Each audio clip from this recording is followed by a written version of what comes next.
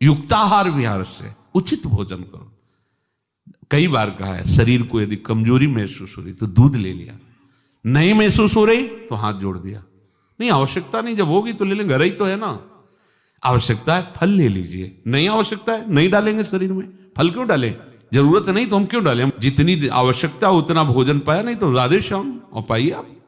हमारा एक बार से काम चल जाता, भोजन से नहीं पाना 3 बार बाल भोग राजभोग ये सब। क्यों आप इस पे परेशान हो रहे। ऐसी ये दिनचर्या आप लोगों की कोई भी हो ठीक नहीं है। आप भगवदाकार वृत्ति नहीं कर पाएंगे। वृत्तियां तो वही, चाहे शरीर में लगा लो चाहे प्रभु में लगा लो। तो यहां प्रभु कह रहे हैं योन्ता सुखोन्तरा रामस, जो केवल अपने आराध्य देव के सुख में सुखी रहता है, आराध्य देव के सुख वाला है। और यहां विषयों के सुख वाला हम बनना चाहते हैं और चलते हैं परमार्थ के मार्ग पर। सावधान रहिए, बाह्य विषय दुख योनया हैं। आप देख लीजिए, भगवान के वचन हैं, इनसे दुख ही प्रकट होगा। उचित आहार, बहुत संयम चाहिए साधु को, बहुत संयम चाहिए। चाहे साधु का मतलब हम केवल भेष से नहीं ले रहे, साधुता के मार्ग से ले रहे हैं, भगवत प्राप्ति के मार्ग से ले रहे हैं। ये आहार विष भी है और अमृत भी है, दोनों बातें जान लीजिए। क्षुधा रूपी व्याधि की केवल चिकित्सा भोजन से करनी है। ये विलासिता बंद करो अपनी जबान की। बनने को सृष्टि में सब कुछ है, सब कुछ के भोगता हो क्या तुम? ऐसे श्री जी की रसोई में सब कुछ बन रहा है, तुम सबके भोगता हो क्या? प्रसाद में वो देखा जो हमारी आते पचा सकती, थोड़ा डालो, रात दिन भजन में रहो। जो अधिक भोजन करने वाला है वो मानसिक निरंतर नाम जप नहीं कर सकता, पक्का नहीं कर सकता। बातें बनाने से नहीं होती, जब मार्ग में चला जाता है तब पता चलता है। अगर आप अभी सावधान नहीं हुए तो आगे चलकर आपका शरीर और गिरेगा अवस्थागत, और भी रोग आ सकते हैं। फिर आप क्या करेंगे? मन प्रभु में नहीं लगाए तो फिर आप क्या करेंगे? गया ना जीवन।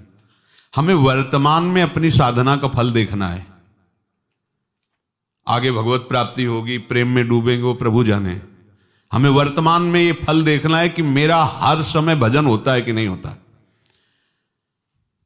जो उपासक केवल भगवत सुख में मगन रहता है, हमारा सबसे बड़ा साधन का फल है स्मृति। निरंतर हमारा चिंतन, चेष्टाएं, मनन, कथन, श्रवण मेरे प्रभु का ही होता है कि नहीं। प्रमाद स्थिति वाला कर सकता है। पेट बढ़ता चला जा रहा है, चर्बी शरीर की बढ़ रही, उठने झुकने में परेशानी, भजन करोगे?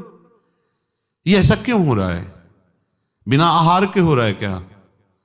अभी चलो आप ठीक से, अभी सूख जाओगे, अपने आप सही हो जाओगे, तुमको कोई दवा खाने की जरूरत नहीं है। आपका तप बढ़ेगा, आपकी पवित्रता बढ़ेगी, आपका तेज बढ़ेगा, आपका भजन बढ़ेगा। अल्पाहार करो, शांत प्रसन्न रहोगे। देखो ना, जब पेट साफ हो और शरीर स्वस्थ हो, शांत एकदम, मन बुद्धि एकदम सतोगुण में स्थित है, आनंद आ रहा है। 2 रोटी दोपहर के ले ली, 2 रोटी शाम के ले ली, खूब भजन करो। बनने को कुछ भी बने, यही तो खास बात है। हर वस्तु उपस्थित है, लेकिन आपको केवल अपने जीवन पोषण के लिए लेना है। यह थोड़ी कि सब कुछ है। यही आपकी जितेंद्रियता की परीक्षा है। जो अच्छे पदार्थ बने उनकी अच्छी भावना मत रखो, वो तुम्हारे भजन के नाश का कारण बनेंगे। ये हम अनुभव की बात कहते हैं।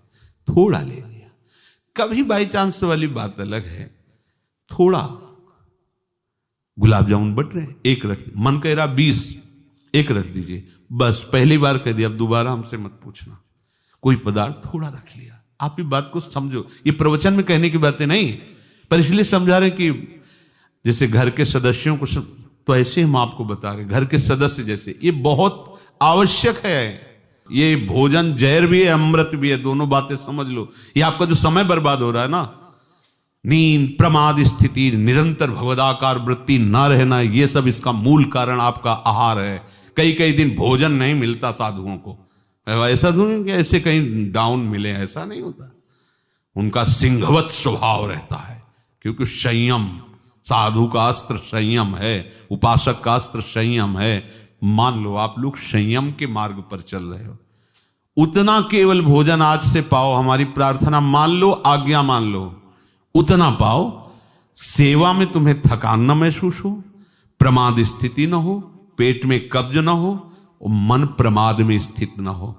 सूखी रोटी और दाल पाने वाले का मन काम चिंतन नहीं करता, ध्यान रखना। वो हलवा पूड़ी कचौड़ी रसगुल्ला खा के देख लो, अगर काम चिंतन न हो तो हमें बताना।